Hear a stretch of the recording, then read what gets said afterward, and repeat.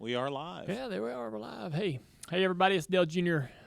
With the Dale Jr. Download. This is the Ask Junior portion of the show. It's brought to you by Xfinity. They're the premier partner of NASCAR, and they are a great partner of this podcast. They're your partner for fast internet. And, so we got some great questions, I'm assuming. Thanks for tuning in. Leah is going to handle the questions, so let's get going, Leah. All right, first question. During the Xfinity race, the announcers kept talking about spotters that have driving experience being a big asset. Considering your success at plate tracks, how do you think you would do as a spotter for one of your drivers? That question coming from Sam. All right, so I had some experience spotting before. I went to Tri-County Motor Speedway, it's a little short track up the road past Hickory, North Carolina, and was spotting for a friend of mine, Brad Means, who was racing a limited late model stock car. And so, those limited late model teams or any late model team, they're on a tight budget. They got enough money to race, and they don't budget for a bunch of wrecking. So Brad started on the pole, I believe, leading the race, and coming down the front straightaway, he's clear by half a car length. And I'm telling him, hey, you're clear. And as soon as I said the word, you're clear, the guy in second place dives down into the bottom of the corner into turn one and hits him in the left rear quarter panel and spun him around, and a couple cars pile in and tear the whole front of the car up. And so I felt entirely 100% responsible for what happened to Brad in that moment. All right, so I learned early that maybe spotting wasn't what I wanted to do. Clear don't mean clear. So think about that, all right? Think about that. Say you're working for a single car, not even, even if you worked for Hendrick Motorsports, there's probably 100 to 150 employees that have their hands on that car.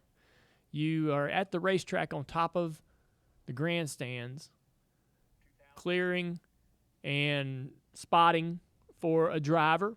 There's the driver in the car, the crew chief, all the mechanics, engineers, all the over-the-wall guys. There's probably 40 people at the racetrack that are directly involved in what happens to that race car. Think about that as a spotter, the responsibility that you have on your shoulders. It's not an easy job. It takes a very tough individual to be able to manage that and to be able to make those calls and know to tell the driver, hey, I really can't help you in this situation. TJ would do that. We'd start the race, and he'd say, hey, okay, I got a bad vantage point off of turn 4. When I look at turn 4, you're coming at me, so I can't really see whether you're exactly clear or not, and I'm not going to be able to do what you need me to do in that part of the racetrack. And there were other times when we'd be coming off the corner. I'm in the gas. I'm underneath the guy. He's on my right rear quarter panel, and I'm in the gas, and I can't commit fully to the gas because I need to open the wheel up and use the rest of the racetrack and come out to the wall. Well, that guy's there. And if TJ would clear me, I can go. I can mash the gas wide open and get down the straightaway. But he won't. He's not telling me I'm clear, and I'm looking in the mirror, and I'm like, man, I really think I am clear. But I ain't heard from TJ yet. So, I'd say to TJ, maybe the caution comes out a few laps later, and I go, TJ, why don't you clear me off turn 2? I need to open the gas. I need to mash the gas, be able to get full throttle and open the wheel up and get out to the fence. And if you're not clearing me, I got to sit on the bottom of the racetrack half throttle. And he's like, because I don't know if you are clear. And I'm like, well, I felt like I was clear. And he's like, I'm not willing to take that risk.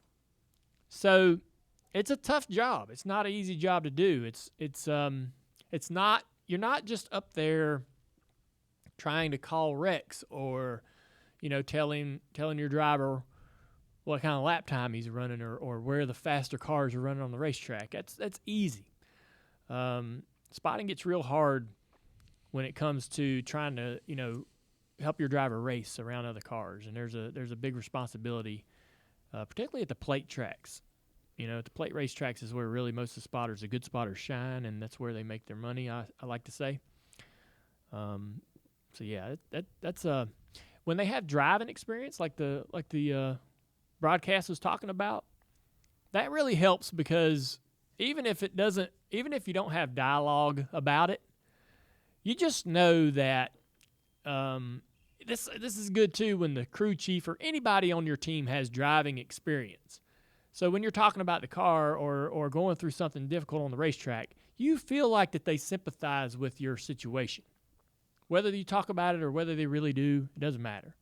It's just kind of comforting as a driver to know, man, that guy knows what I'm going through and why I'm frustrated or why I couldn't get that to happen or why we succeeded or didn't succeed. It really helps when those crew chiefs or spotters have actually been behind the wheel themselves.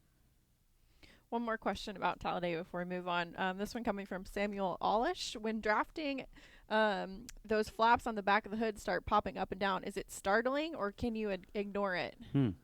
Well, I think the roof flap or the hood flaps are real startling. When the hood flaps are flying up, that's obviously right in front of you, and you get nervous that one's going to rip off. Right? You've seen them come off. We've seen them get ripped off in just a regular draft. So I get nervous about that, even when it's not my car, because I know that that's going to have to get replaced and all that. So that's just a pain in the butt and kind of a roadblock to a hurdle to get to what you're trying to do, and that's win the race. The roof flaps now, if you're behind the car and that roof flap's kind of popping up, you kind of get curious as to how it might be helping that car. And if somehow they understand how to use the pressure inside the car versus outside the car to make that roof flap come up, because if that roof flap goes up, it's blocking or knocking air over the spoiler, which is going to make that car faster. And this is a sort of a method that has been used for many years.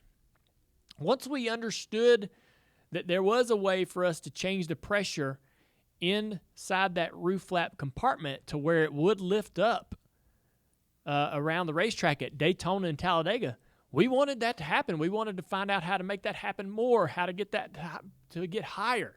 And so when we go out on the racetrack in practice, I would talk to my crew chief and say, the car in front of me, his is an inch high.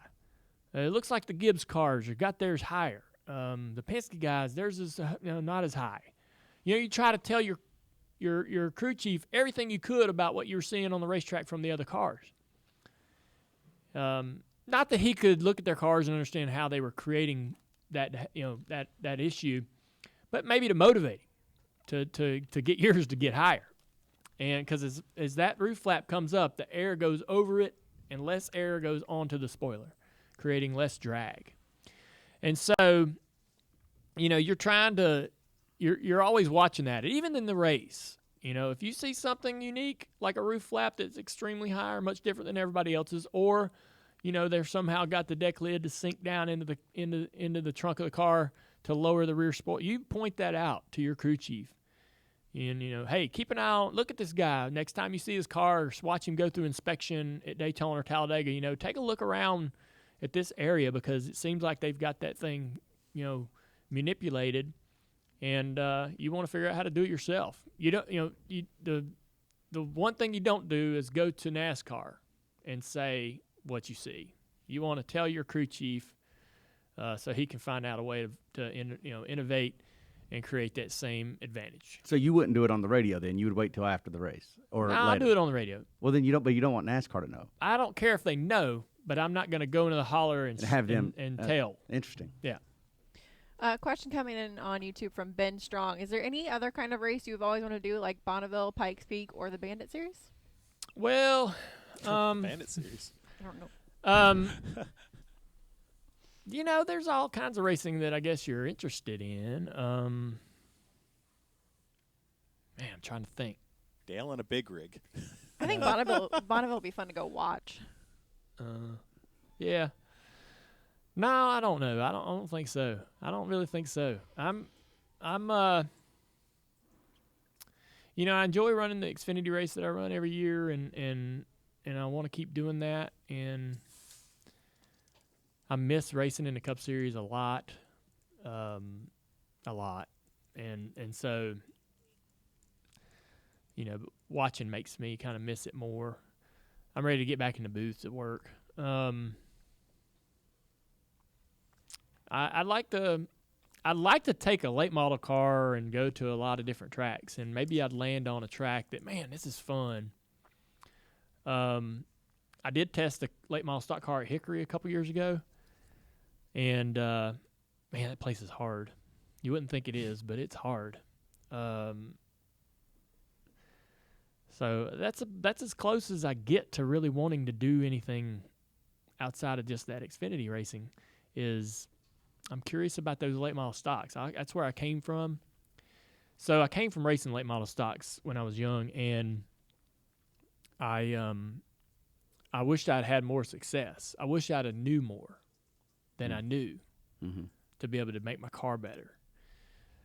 We did okay, but we weren't. Our car was our setup and our ingenuity and creativity and ability to sort of find the holes in the rule book.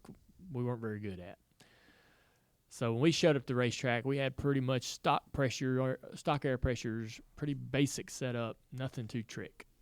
And so knowing what I know now, I'd like to kind of go back and try that again to see if maybe I could have some success and win a couple races and just enjoy a good race, you know.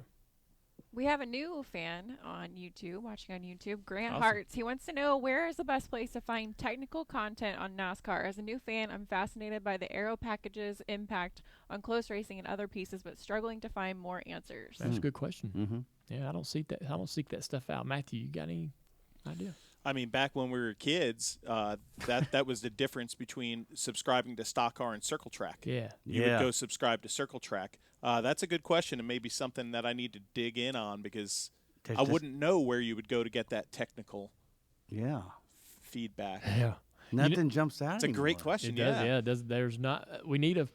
I'm sure somebody knows. Somebody's probably telling you right now on YouTube where that is. You know, we typically. I appreciate that question. I think that some information may be available on JSKI. It's possible that they link you to articles that discuss some of the rule changes and so forth to help you better understand what they're trying to accomplish with those rule changes. But there's no real catalog of information. Is there a technical savvy Twitter follow? Right. Yeah, we have a couple people chiming in. Higgy says NASCAR Nation Twitter handle. You know, another guy that has shared some more technical racing information is Brian Keselowski. Oh. Brad's brother. From time to time, we'll discuss some of the things that he's seeing on the racetrack and give you a sort of a crew chief or engineer viewpoint of what's going on and why they're doing what they're doing. I've seen some of his posts about some of the stuff in the race cars, but yeah, I mean, that I guess we need something like that. But you know, we typically, you know, we Mike especially, I feel like I can speak for you on this. We've sort of shied away from the nuts and bolts because of the big debate on rule changes and rule packages and you know, we sort of try to block all of that out to just enjoy the basic goodness of a race. No matter what the cars look like or what the rules are, just enjoy the cars racing because of the debate about the rules has been pretty heated over the last seems like 5-10 years. So we've sort of intentionally blocked out a lot of that, you know, technical chitter chatter because I don't know, get in the weeds sometimes. Well, it's just usually we try to follow what our audience wants, and so you know, the term people use is inside baseball. Do you want to be inside baseball, or do you want to be able to speak the language? And so, but this brings up a really good point: is that if we're not that, who is? Like that, it does need to exist. Sure. And maybe we dedicate a show one time just to talk about, you know, the technical aspects of cars. I got questions myself. Dell and I were talking over the weekend about, you know, about sim racing and all this stuff and the prospects of me getting into iRacing and that kind of thing. Hold up. We don't want to get sidetracked here. But the thing that would make me do it is to understand cars better. It's the same reason I used to build models. Yep. Race car models. I used to build them just buy the the monogram, Revell monogram models, and it's just so I could see what these things look like, Yeah. And well, yeah, we're lacking that now, and maybe there's a follow we just don't know about that's just dedicated to rules and technical things and almost racing 101. It's going to be necessary now if we get new fans. Yeah, I think the one thing, if fans would enjoy this is stuff I'd love to do. I saw a graphic during the Fox broadcast about side drafting, and we use it as well in the NBC booth. And the idea used in the broadcast to promote, or to the information given to the fans or shown to the fans, is that as a car side drafts another car, it dumps a bunch of air on the spoiler of the lead car, and he slows down. And that's why side drafting works. Is basically when you're side drafting somebody, you're slowing that car down, not speeding yourself up. I'm not sure I buy into that. I'm not sure I buy into that entirely. Now, there may be some truth to the fact that it does put some air on the spoiler of the lead car, and it does slow him down. I know that car slows down. I've done it enough to know that I slowed him down, created a gap in between him and the car in front of him. But I believe it does speed my car up. I believe it does make my car faster. And when I side draft somebody, why does that happen? So I'd love to debate across the table with somebody, or agree, whatever. I'd love to have a conversation about that, side drafting, how it works, what it's really doing. But yeah, I didn't know if our listeners would really enjoy that kind of stuff. We really ought to dedicate a show to do that, We though. should. And whether it be, we ought to get a crew chief and an engineer. Crew chief, yeah. And an engineer. Yeah, that'd be awesome. All right, there. Appreciate that question, man. You've give us ideas. You've given us some great ideas for the shows coming up. All right, guys, that's enough for Ask Junior. Appreciate you guys tuning in to our YouTube channel and listening and watching along. We'll have this episode of the Dale Junior Download out to you in 24 hours or so. And Matthew's going to be working hard to get that to you. It's going to be a great show. Dale Jarrett's a guest today, as well as Red Farmer. And obviously, we talk about topics going on in the sport. Hope you guys will download and listen. Thanks to Xfinity for sponsoring the Ask Junior portion of the show, and we'll see you guys later.